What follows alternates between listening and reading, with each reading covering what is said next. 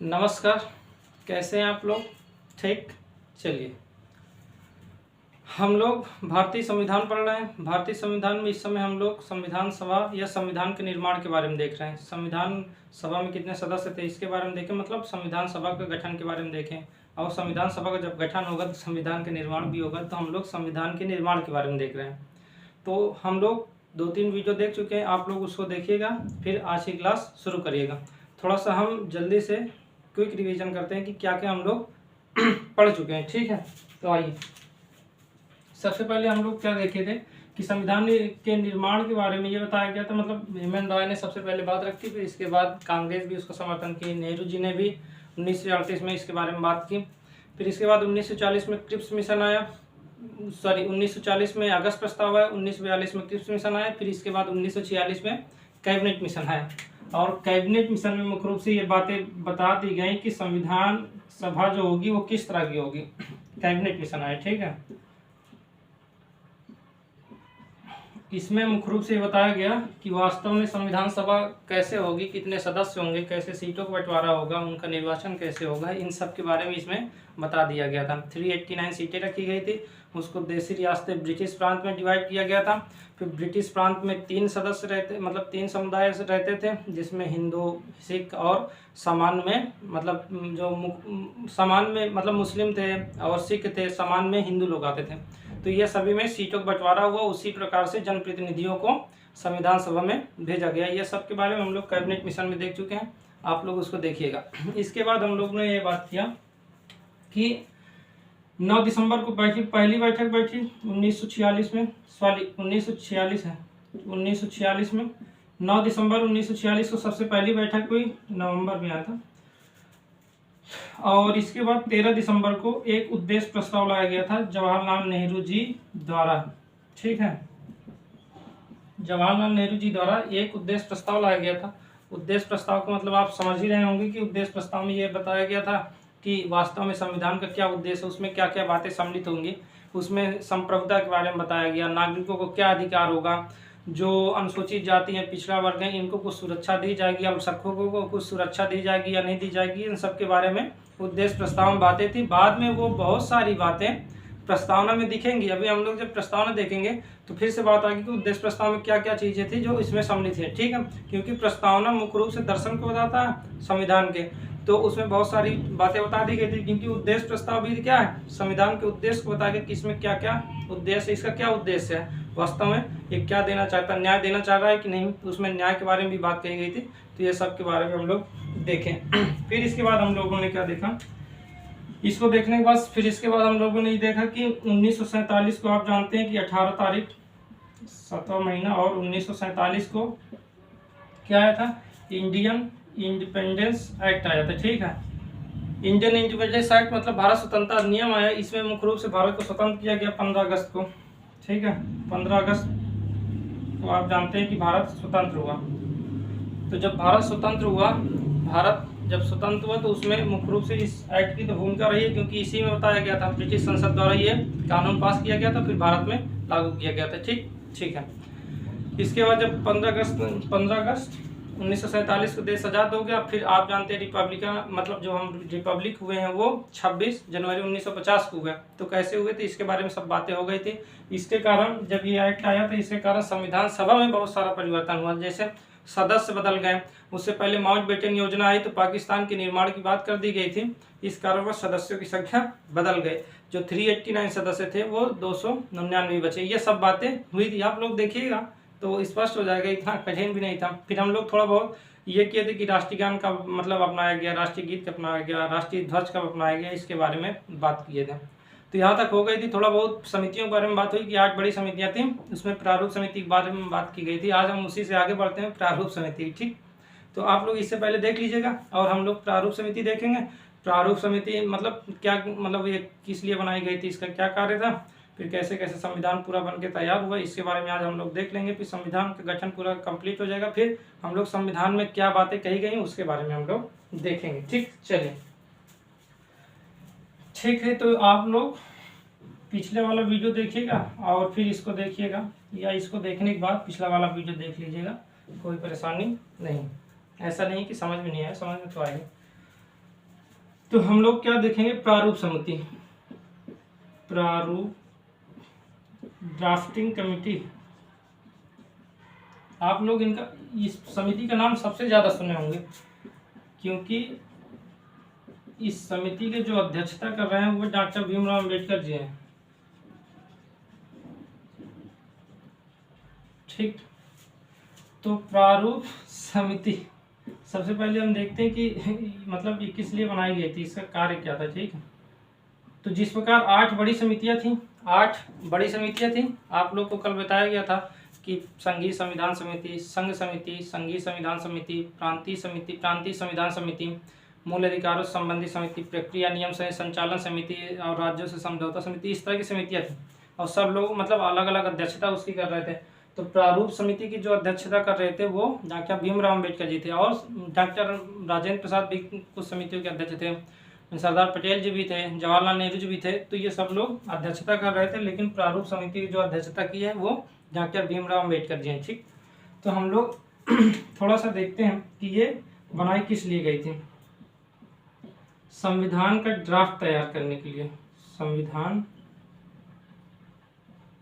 का ड्राफ्ट। अब ये क्या है अभी बताते हैं। ड्राफ्ट तैयार करने के लिए,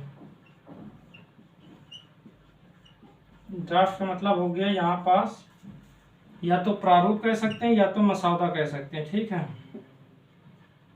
मसौदा या प्रारूप। ठीक, तो संविधान का ड्राफ्ट तैयार करने के लिए इस समिति का गठन किया गया था। ये समिति मतलब ये क्या करती थी, ये समिति का कार्य क्या था। बहुत सारी समितियां थी, बहुत सारी समितियां, जैसे मूल अधिकारों से संबंधित कुछ समिति थी, प्रक्रिया नियम इसके बाद अल्पसंख्यकों से संबंधित थी, इसके बाद DPSP संबंधित, इस तरह थी। संसदीय प्रक्रिया समिति थी, कैसे संसदीय प्रक्रिया अपनाई जाएगी। तो ये सभी सारी समितियां थी। ये समिति कई सारे प्रस्ताव रखती थी, तो उन प्रस्तावों के आधार पर एक प्रारूप बनाना था, एक ड्राफ्ट बनाना था कि संविधान वास्तव में कैसे रहेगा। इन सारे मतलब मान लेते मूल अधिकार से संबंधित कुछ बातें आई और संसदीय प्रक्रिया से संबंधित कुछ बातें आई, इन सबको प्रारूप समिति के समक्ष रखा जाता था। प्रारूप समिति इसके बारे में देखती थी और इसके बाद ये बताती कि संविधान में इसको सम्मिलित किया जाएगा, तो वास्तव में संविधान किस तरह दिखेगा इसके बारे में ये मुख्य रूप से यह समिति बनाई गई थी, क्योंकि ये संविधान का एक मसौदा तैयार करेगी, बाद में उसको पारित किया जाएगा और फिर संविधान बन जाएगा। तो वास्तव में संविधान किस तरह का होगा, उसमें कौन कौन से प्रावधान होंगे, बहुत सारी समितियों के जो भी प्रस्तावों को देखना फिर उसको शामिल करना, ये सब कार्य कौन कर रहे थे, प्रारूप समिति। उसमें कौन सी बातें रखनी है कौन सी नहीं रखनी है इसके बारे में प्रारूप समिति निर्णय लेती थी। बाद में इस पर बहस भी होती थी, कुछ बातें बाद में सम्मिलित भी कराई जाती, संशोधन भी करे जाते थे। ऐसा नहीं कि जो बात प्रारूप समिति रख देती थी उसमें संशोधन नहीं होते थे, संशोधन भी होते थे। संशोधन के बाद फिर इसके बाद बहुत सारे संशोधन हुए, प्रारूप समिति बहुत सारी चीज़ों को हटा दे रही थी, बहुत सारी चीज़ों को शामिल कर दे रही थी। तो इसमें क्या हुआ, इससे बाद में जब विचार करने के लिए कहा गया कि देखिए ये हम प्रारूप बनाए संविधान पर, संविधान ऐसे दिखेगा, तो बहुत सारे लोग कहते थे ये बातें सम्मिलित करिए, ये बातें सम्मिलित करिए, इसमें ये सही नहीं है, इसमें वो नहीं सही है। इसके बाद डॉक्टर भीमराव अम्बेडकर जी और इसमें जो सदस्य थे ये सब लोग उस पर बहस होती थी, बातचीत होती थी, क्यों शामिल किया गया क्यों नहीं शामिल किया गया।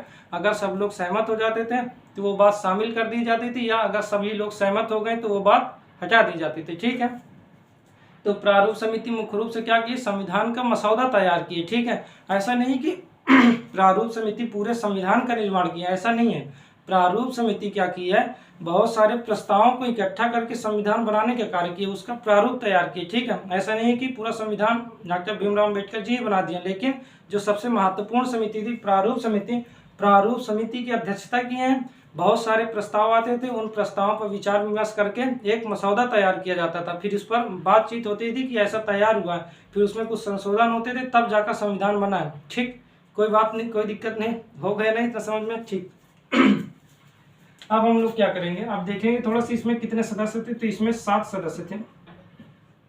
ठीक, तो आप कोई दिक्कत नहीं है, इसको लिखते जाइएगा। जो इसमें अध्यक्षता कर रहे थे वो तो डॉक्टर भीमराव अम्बेडकर जी हैं, डॉक्टर, लेकिन इस समिति का महत्व ज्यादा है। ठीक है, डॉक्टर अम्बेडकर जी। ठीक है, अध्यक्षता कर रहे थे, ठीक है, अध्यक्ष थे। इस समिति के अध्यक्ष कौन थे? डॉक्टर भीमराव अम्बेडकर जी थे। गोपाल स्वामी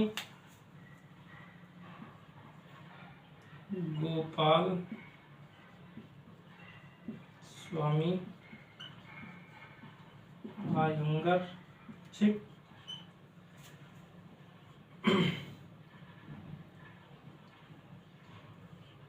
डॉक्टर के एम मुंशी,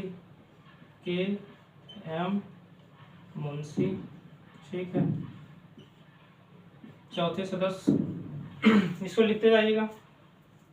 डॉक्टर भीमराव अम्बेडकर जी, गोपाल स्वामी अयंगर, ठीक है, रामास्वामी अय्यर, ठीक है। अभी हम लोग देख रहे हैं के एम मुंशी हो गया। इसके बाद मोहम्मद सादुल्ला,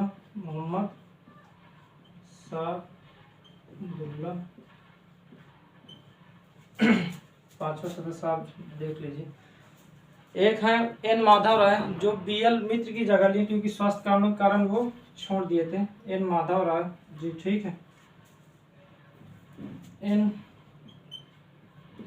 माधव राय जी, ठीक। छठे सदस्य थे हमारे टी कृष्णाचारी, टी कृष्णाचारी, और एक अय्यर जी थे, ठीक है, अय्यर। तो टी कृष्णाचारी जी भी थे। तो डॉक्टर अम्बेडकर जी थे, गोपाल स्वामी अयंगर जी थे, मुंशी जी भी थे, मोहम्मद सादुल्ला, ये सभी लोग थे, 7 सदस्य थे।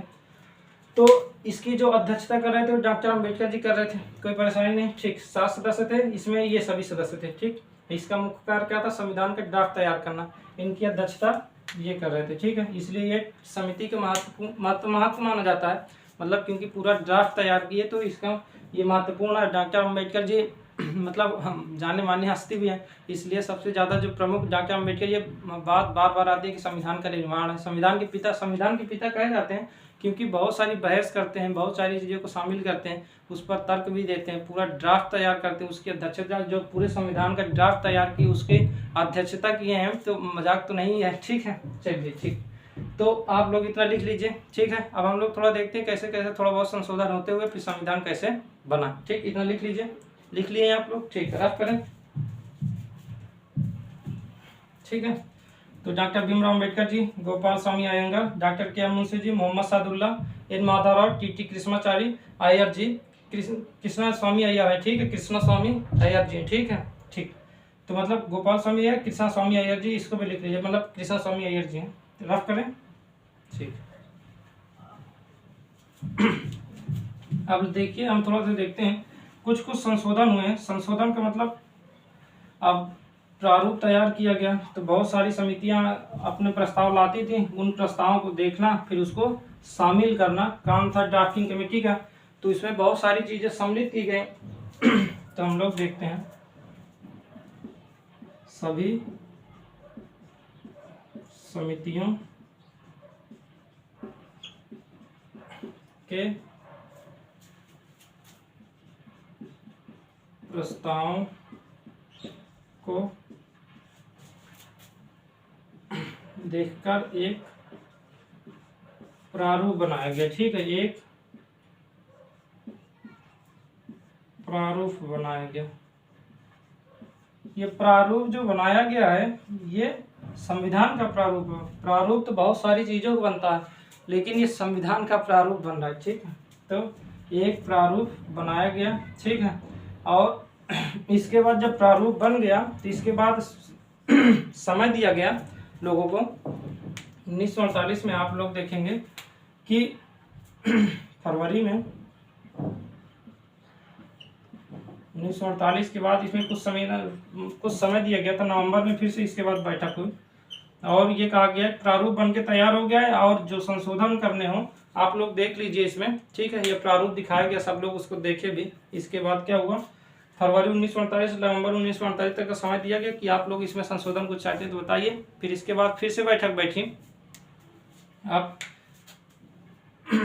इसके बाद बैठक फिर से हुई, इस अभी जो ये सब बातें हुई 1948, फिर 1949 भी बीता, ठीक है। 1949 में फिर इसके बाद आप जानते हैं कि बैठक हुई है, लगभग फिर से बैठक होगी 5 नवंबर को 1949 को, ठीक है। 5 नवंबर 1949 को बैठक होगी, ठीक। इसके बाद इसमें मुख्य रूप से ये बता दिया जाए 5 नवंबर 1949 को ये बताया, मतलब बैठक हुई। इसके बाद इसमें पूछा गया कि आप मतलब एक एक करके कि आप में इसमें क्या सम्मिलित करना चाह रहे हैं, क्या सम्मिलित नहीं करना चाह रहे हैं, इसके बारे में बात हुई। इसके बाद लगभग 5-6 दिन तक बैठक चली, लगभग 9 तारीख तक 4 दिन बैठक चले।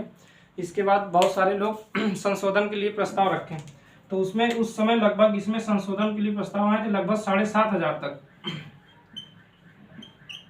ठीक है। इतने संशोधन आए थे कि आप लोग लगभग मतलब सभी लोग संशोधन करना चाह रहे थे, लगभग 7,500 संशोधन है कि इसमें संशोधन करिए, लेकिन बहुत कम संशोधन हुए। इसमें संशोधन हुए लगभग 2500 के आसपास इसमें संशोधन हुए, ठीक है। 2400 के आसपास था, लगभग 2500 आप मान लीजिए, ठीक है। 75,000 में लगभग 2500 के आसपास संशोधन हुए। इसके बाद संशोधन के बाद बहुत सारी चीज़ों को नहीं सम्मिलित की गई, संशोधन के लिए कहा गया लेकिन उसको सम्मिलित नहीं की गई। और मतलब सम्मिलित का मतलब बहुत सारी बातें होंगी अभी बाद में, सब एक एक करके आप लोग ये बात ध्यान रखिएगा, संविधान में जितने भी अनुच्छेद सम्मिलित हुए हैं वो सभी लोग के सहमत से सभी लोग सहमत थे, तभी इसके बाद शामिल किया गया। ऐसा नहीं है कि कुछ वोटिंग कराई जाती, तो वोटिंग तो होती नहीं थी कि मान लेते हैं 100 सदस्य हैं, वोटिंग के लिए क्या चाहिए, जीतने के लिए 51 चाहिए और 49 अगर हैं तो उनका कोई महत्व नहीं रहता था। तो ऐसा नहीं है कि कोई लोग वोटिंग कराई जाती थी कि 51 लोग अगर वोटिंग कर देंगे तो वो अनुच्छेद शामिल कर लिया जाता, ऐसा नहीं था। सभी लोग की सहमति अनिवार्य थी, ठीक है, कि सर्वसम्मति से हर अनुच्छेद को क्या किया जाएगा, सम्मिलित किया जाएगा।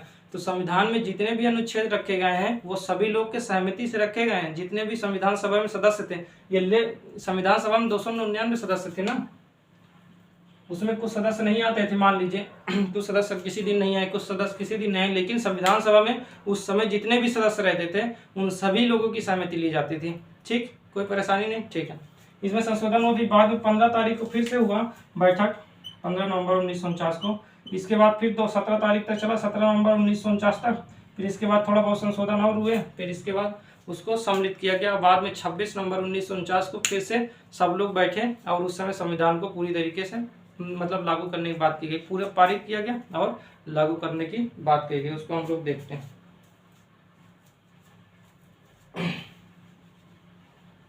इसको आप शायद इसको मत लिखिएगा, आप लोग ये करिएगा, क्या लिखेंगे कि प्रारूप बनाया गया और उस पर संशोधन, बहुत सारे संशोधन के मतलब विचार रखे गए और उसमें बहुत सारे संशोधन हुए भी। इसके बाद अंततः 26 नवंबर, इतना लिखना है, इतना लिख लीजिएगा। इसके बाद आप आगे लिखिए कि अंततः 26 नवंबर 1949 को सभी संशोधन होते हुए हमारा संविधान बनकर तैयार हो गया, ठीक है, बनकर तैयार हुआ है, ठीक है, पूरी तरीके से तैयार हो गया।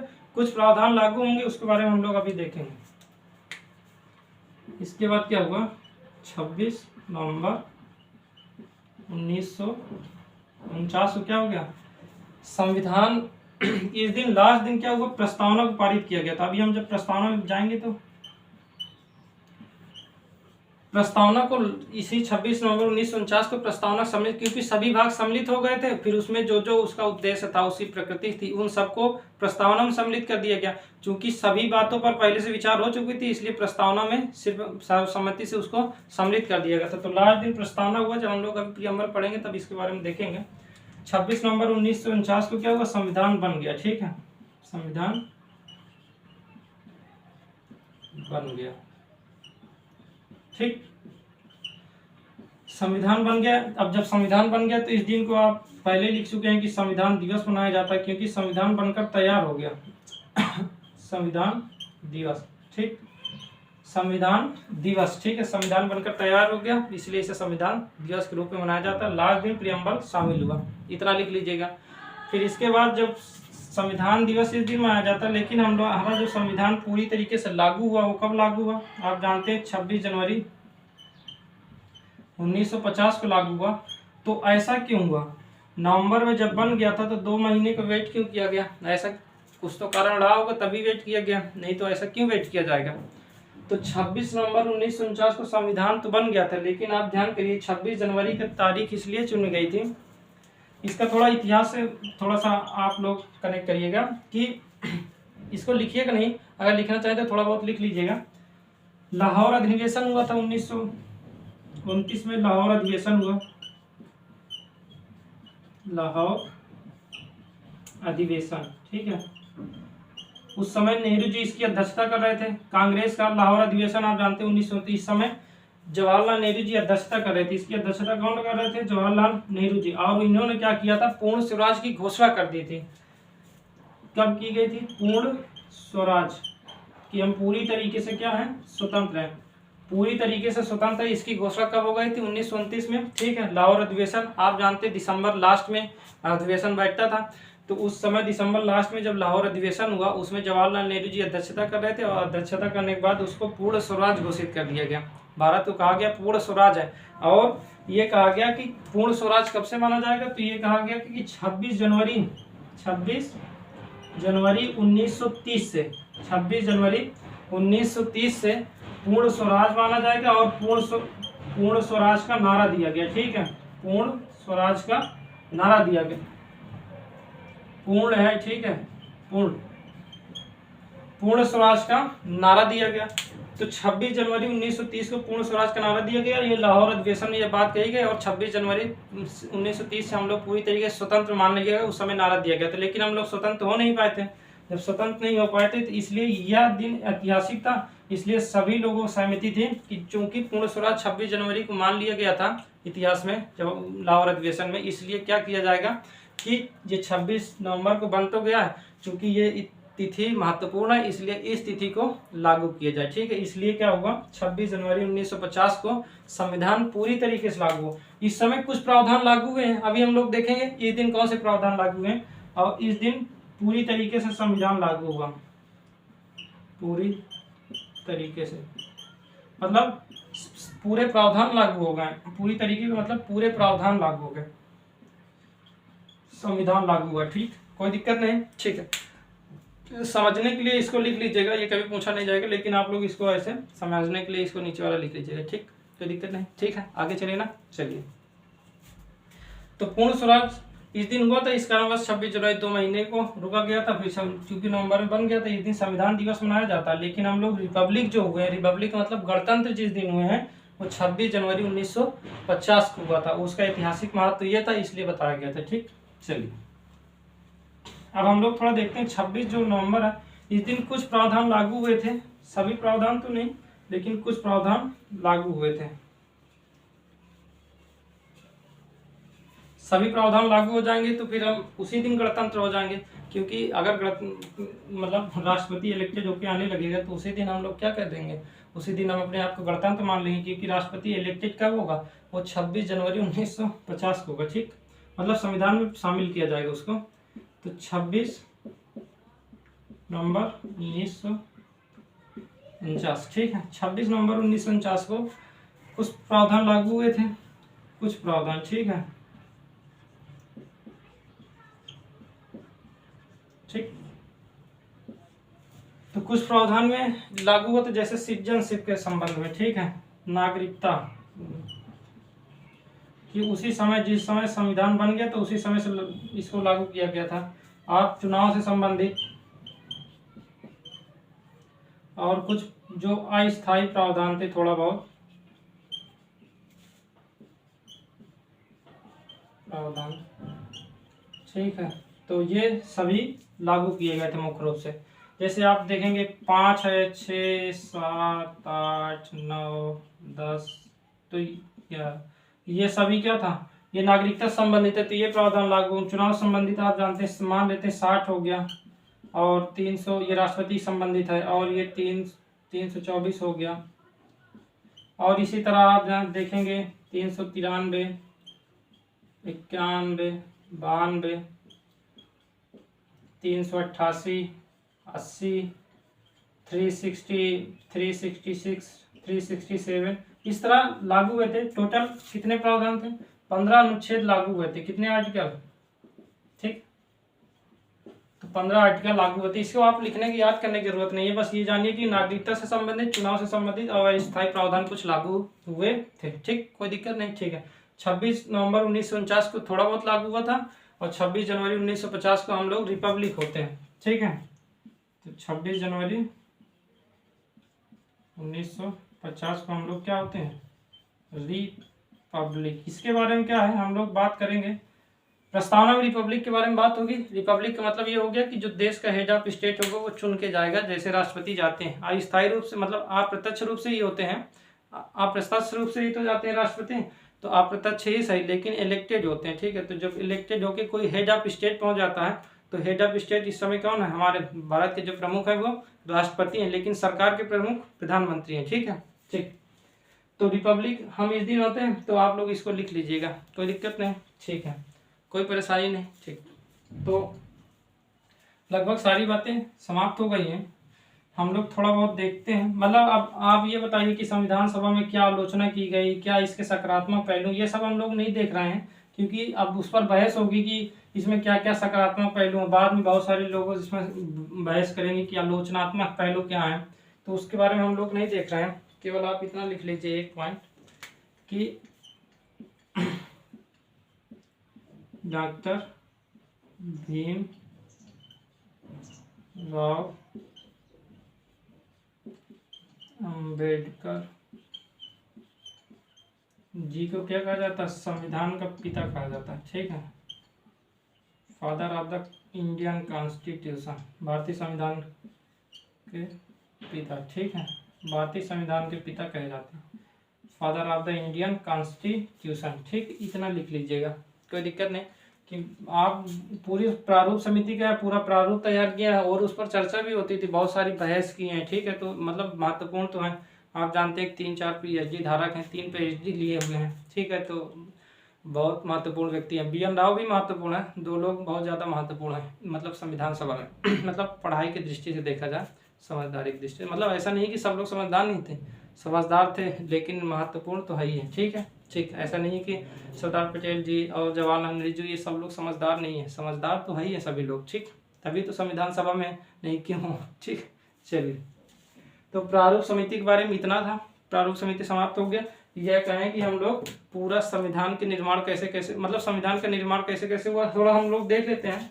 अच्छा, इसमें एक बात आप लिख लीजिए, रफ करें, आप उसको लिख लीजिए, ताकि आगे हम लोग फिर बात करेंगे तो कोई कंफ्यूजन नहीं होगी।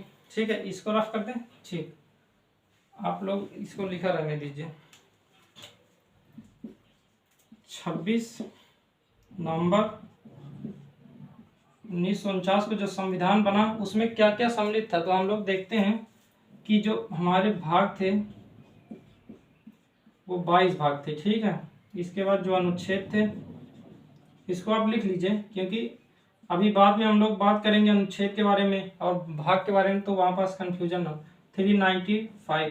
ठीक है, अनुच्छेद 395 का मतलब ये हो गया अनुच्छेद 1 से 395 तक। ठीक है, इसका मतलब 1 से 22, 1 से 395। और जो अनुसूचियाँ थी, अनुसूचियाँ इसको लिख लीजिएगा। अनुसूचियाँ कितनी थी, 8 अनुसूची थी। ठीक है, 8 अनुसूची थी।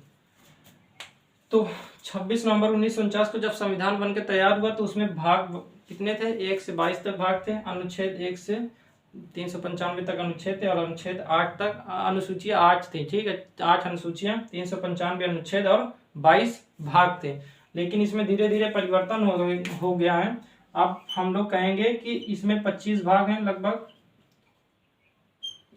ये 25 भाग है, किस रूप में हम लोग देखेंगे। ठीक है, 25 भाग है, इसमें लगभग 470 के आसपास आर्टिकल हो गए हैं, इसमें 12 अनुसूचियाँ हो गई हैं। ठीक है, 12 अनुसूचियाँ हो गई। ठीक, ये 25 जो भाग है, ये भाग का मतलब हो गया काउंटिंग करने पर 25 आता, ऐसा नहीं कि लास्ट नंबर 25 है। ठीक है, ये क्या है हम लोग देखेंगे, लेकिन आप लोग समझ लीजिए कि 22 भाग हैं, 1 2 3 4 5 ऐसे करके, लास्ट नंबर 22 है। ठीक है, लास्ट नंबर 22 है, आज भी लास्ट नंबर 22 है, लेकिन क्या हुआ 25 भाग काउंटिंग करने पर आता है, क्योंकि बीच बीच में संशोधन हुए और संशोधन से कुछ भाग जोड़े गए हैं। आप जानते हैं 42वां संविधान संशोधन हुआ, फिर इसके बाद 73वां, 74वां संविधान, 97वें संविधान संशोधन हुआ। इन सब के द्वारा इतने संशोधन हुए भाग को जोड़ने के लिए इसमें 5 भाग जोड़ दिए गए। इसमें 5 भाग, 22 भाग थे, सातवां संविधान संशोधन हुआ था। सातवां संविधान संशोधन से 2 भाग हटा दिए गए थे। सातवां संविधान संशोधन 1956 में हुआ,